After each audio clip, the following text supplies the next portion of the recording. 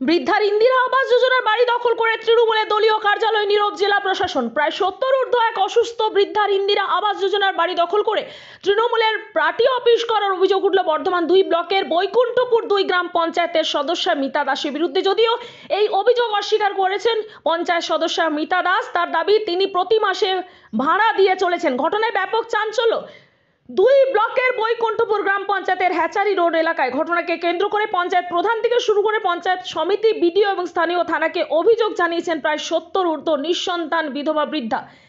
সাথে ঘর এবং সেই ঘরের মেঝের এক কোণে পড়ে রয়েছেন অসুস্থ বৃদ্ধা। ঘরের এক কোণায় বোঝাই করা আছে বৃদ্ধা জিনিসপত্র। অসুস্থতার কারণে নড়াচড়ার ক্ষমতা হারিয়েছেন। পরিচর্যা করার জন্য বৃদ্ধার পাশে বসে আছেন বোন মমতা দেবী। আমরা দেখে নেব সেই ছবি। আমার কি সেরকম দিদির নাম কি? পুষ্প চক্রবর্তী। বয়স কত? 70 হলো। হ্যাঁ, এই ঘরটা যে আছে, এই ঘরটা কারা দখলে আছে? ঘরটা দখল চাচ্ছে যে মিতালি দাস। কে সেটা? মিতা দাস বলছি তো। হ্যাঁ, কে সেটা? পার্টি অফিসের এই পার্টি অফিসটা করছে ও। কোন পার্টি? মমতার পার্টি, তৃণমূল। তৃণমূল পার্টি। কতদিন থেকে তারা করছে এখানে? কতদিন দাদা আর বলতে পারবে আমি। মমতার তৃণমূলের পার্টি এসছে তখন থেকে দাদা। তখন থেকে কারা ছিল এই জায়গাটায়? এটা সুরজিৎ দা আর সুশান্ত দা আর বুধদা, এই তিনজনা প্রথম। তারাই আমাকে নিয়ে নড়ছে। তারা কারা? তারা এখানে পার্টির নকি বটে। তারাই কোন পার্টি? হাত নামান। 3 নম্বরে এই তৃণমূলের? মূলমূল তৃণমূল। তৃণমূলের। এখন কারা দখলে আছে এটা? তৃণমূলের দখল আছে। দখল আছে। হ্যাঁ। হ্যাঁ, সেটা কি হিসেবে ছিল? ভাড়া হিসেবে না কি হিসেবে? আর ভাড়া হিসেবে রেখেছিল। হ্যাঁ ভাড়া হিসেবে ছিল। হ্যাঁ, তা এখন কি ভাড়া দিচ্ছে? এখন ভাড়া দেয় না 2.5 বছর। কারা দেয় না? মিতালি দাস কতদিনের ভাড়া বাকি আছে? 2.5 বছরে। কত করে ভাড়া? প্রথম 1000 টাকা দিচ্ছিল, দিয়ে 500 টাকা করেছিল। অন্য দাদাকেও বলে গেছি, এখন 500 টাকা কি 1 পয়সাও দেয় না।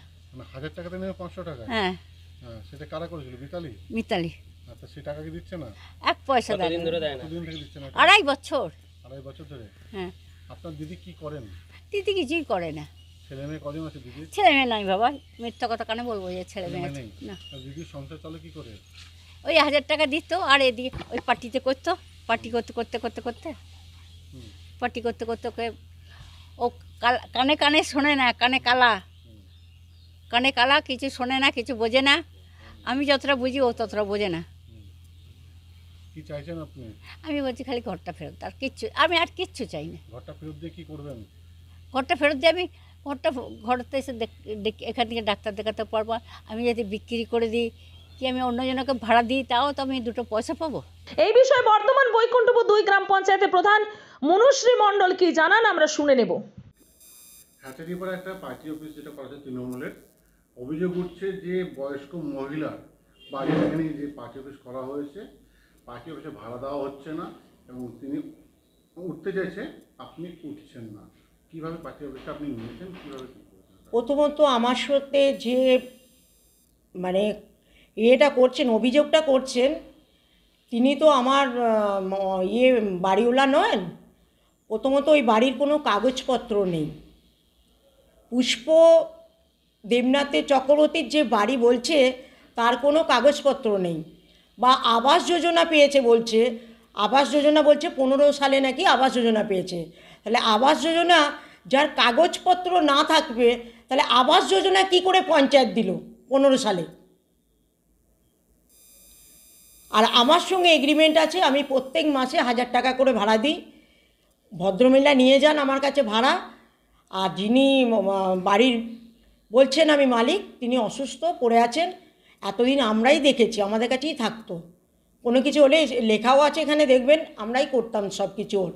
যাই হোক, ওনার দিদি তো এখানে থাকেন না, বুধে থাকেন। এখন এসছেন শেখানো বুলি আওড়াচ্ছে। কেউ বা কারা শিখিয়ে দিচ্ছে, আমার দলের লোকরাই শিখিয়ে দিচ্ছে যে তুমি এটা বলো, দুবেলা খাবার এনে দিচ্ছে, সেগুলো শিখিয়ে দিচ্ছে, দিয়ে এগুলো বলছে। পূর্ব বর্ধমান থেকে পাপাই সরকারের রিপোর্ট, নূতন ভোর।